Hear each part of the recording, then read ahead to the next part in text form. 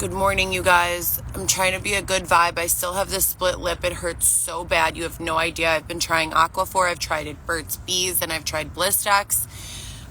So far, none of them have really worked. My daughter recommended Aquaphor, but like the one for your elbows and stuff, the one that's like a cream and Vaseline type.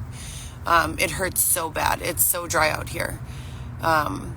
Which doesn't mean I'm asking to have my area flooded. For those of you who are confused. So if you were watching yesterday, I went out to my primary just to update everyone what's going on with the doctor. Nothing has changed. All the doctors involved have agreed that what Kristen Gallagher did was unlawful and unethical and just in bad taste. You don't fire a patient who is pregnant after waiting 9 weeks for an appointment with you without providing another doctor in the same area from the same group of doctors. Because let's put it this way. When I was working at Northwestern, right, we have patients coming in who live a few blocks away.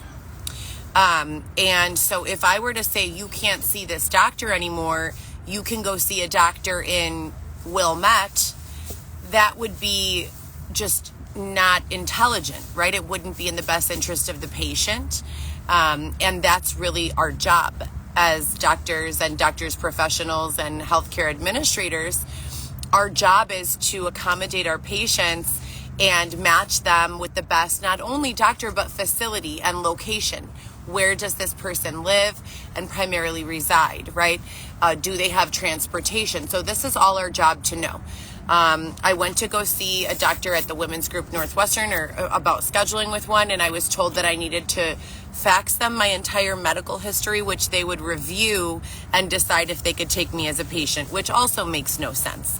I'm 32 weeks pregnant, and I just had to fire a physician, for contraindicated prescriptions and not running proper lab works, giving me orders that she said was for a complete second trimester prenatal screening, and it was actually an order for cystic fibrosis testing, which I just confirmed yesterday with another practitioner. So we have a line of doctors who have no fucking clue what they are doing, who have been writing me prescriptions for lab work and other nefarious testing that I do not require, which is scary anyway. But when you're pregnant, it's extra scary because now it's not just your health, it's the health of you and a baby, right? Everyone knows my history if you've been here before. Just today with anxiety, I have post-traumatic stress disorder from mainly my time spent in a third world country where I witnessed abuses of different kinds, ranging from physical to sexual to suicidal to poverty, overwhelming just differences from what I'm used to as far as life in the United States goes. As a 14-year-old girl, I was not prepared to see most of what I saw. And I actually worked through it and was able to lead a very healthy, productive life where it was not an issue. Those issues resurfaced when I was sexually human trafficked for a little under 2 years, from 2016 to roughly 18. It was about 2017 to beginning of 19. And I escaped that situation, thank God. And somehow the PTSD has gone away almost completely until there are certain intentional triggers going on around me. And it's sad that I have to repeat this, but it's the people who know me the closest who know how to trigger those anxieties and that trauma, and they do so. And I've asked law enforcement as well as special prosecutors to get involved because there are no clear-cut lines when it comes to psychological manipulation in a lot of ways, but there are definitely laws that can be used to our advantage, which is what we're working on now as a team.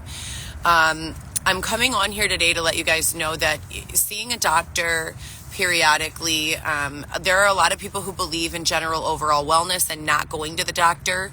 I have to tell you, it has been life-saving that I have had a relationship with a doctor the same doctor over all of this abuse.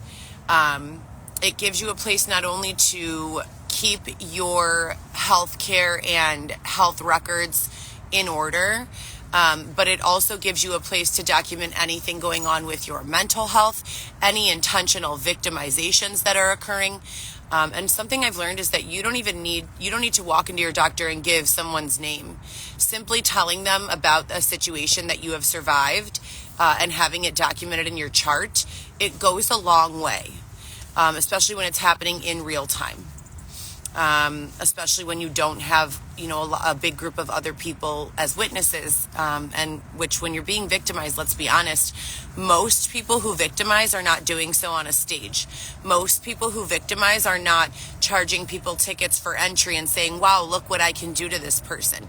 Most people who victimize, they might have people who watch, but those people know that what they're doing is highly illegal, and so they're very careful and passive and just very, very, very intelligent when it comes to an aware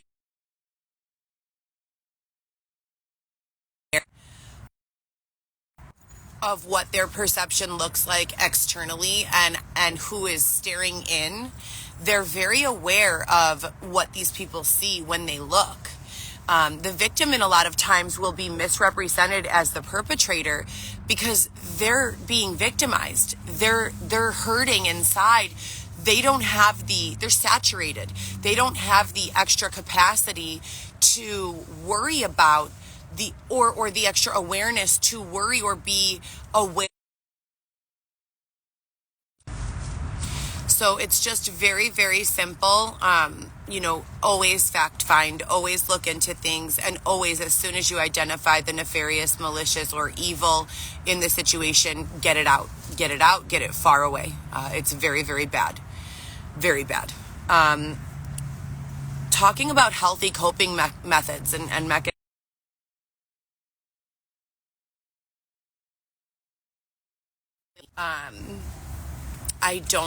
I just do not like the way that So, limited mobility, difficulty breathing, body, it's not so much a body image issue, it's more of a body acceptance issue. And there is no way to change.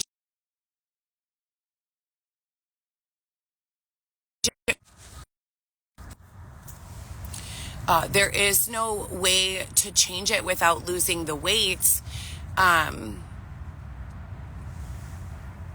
So that's what you focus on, is losing the weight and being healthy. All of you in the comments could probably be doing yourself a tremendous service by going to the gym rather than being harassing. Those of you who are quiet in the comments, thank you for screen recording. Please continue to do so, as we will add all of these people to the lawsuits. This is not a place for hatred. This is a place for growth and discussion and communication with like-minded individuals so that we can all move our lives forward in a way that suits each other's purpose. It's incredibly sad, that we're 4 years later and still dealing with I don't even know what to call them. It has nothing to do with education and everything to do with who raised you. And I'm sure the sad but true answer for the majority of you here is no one. And I'm very sorry for you, for that. But for me, I was raised with love. And I have gone through a whole lot from. That's it. There are people who want to learn and who I want to learn from, I'm not sure what to call you, interfere with that communication being completed. Now, back to the gym. I like to lift weights and I like to swim. Swimming is my cardio, and it's what I do. It's what I do for stress relief. It's what I do to deal with when they steal Xavier.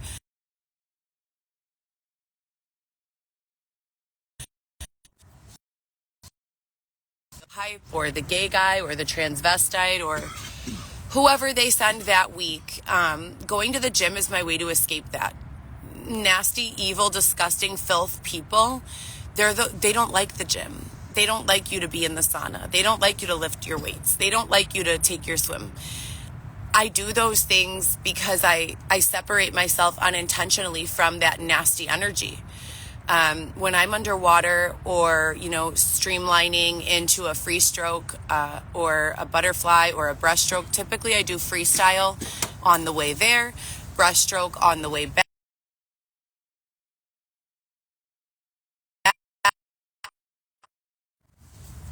I'll do that for like 30 minutes.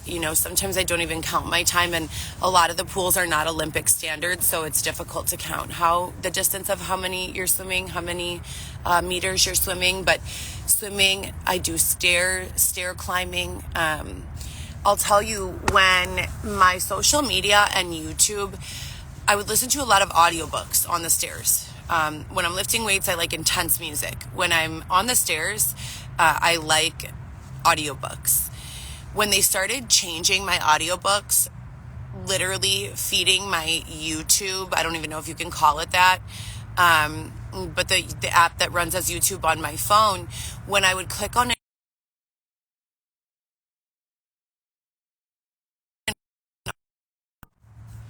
it would not be exactly what was printed on the pages. It would be like completely different, and it would be almost nefarious and evil. Like teaching you subject matter about it. Say it's a book on confidence. It would be like low-key teaching you like the opposite of confidence and like making fun of you, like really evil, like nasty bully shit. The kind of gene we don't want to exist on the earth. It would be like nothing but that. So I started swimming in place of, and I always swam as a child. I swam competitively as a child, but going under the water and removing yourself from any of that, nefarious internal or external chatter, it does something for you.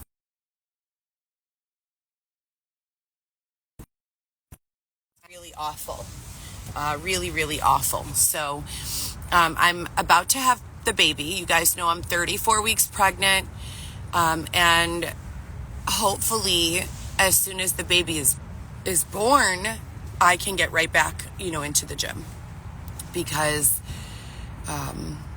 the immobility with the risk of preterm labor and going into contractions and being in incredible pain, I can push through as a woman. As a mother, I cannot, because it's like, if I push through the pain as a mother, just like, oh, I'm strong, I can take it, and I end up hurting my baby unintentionally, that is a risk I can't take. So I can't, if it were just me and I have like overuse of my knee, I can go and do modified workouts, right? But the nefarious action behind the taking away of my gym membership, and as well as combined with what's currently going on, I'm stuck sitting here. I'm literally stuck sitting here. It's awful. I'm stuck surrounded by like a lot of really bad vibes, and I haven't been. It's been months since this negative energy has been around me. Even when they're doing nefarious phone calling, you could tell it's staged. What's going on now is just so unattractive. It's so nasty.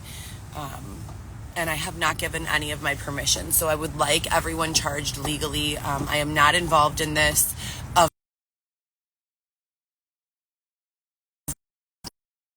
Use someone else. I do not want anything to do with this nefarious abuse for the millionth time. Weightlifting has always been it for me, never since I was a little girl. And I used to be on track and cross country. I've never been good at running. I'm not a runner in any way. I do not run. I'm a great driver. I'm a great strategist.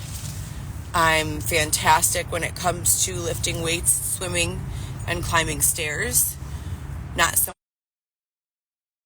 Again, ma'am, you're in my comments on my personal page saying that I'm a victim by saying, why are you in my comments insulting me?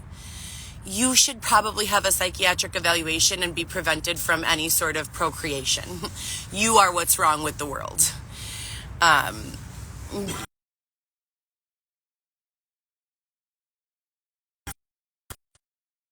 and nurture. And then there are other people who literally just walk around causing destruction wherever they go. And imagine a world without those ones, right? So, okay, you guys, I'm going to come back when my true fans and friends and family are available. And when whoever has been monitoring my live streams is available to block these comments.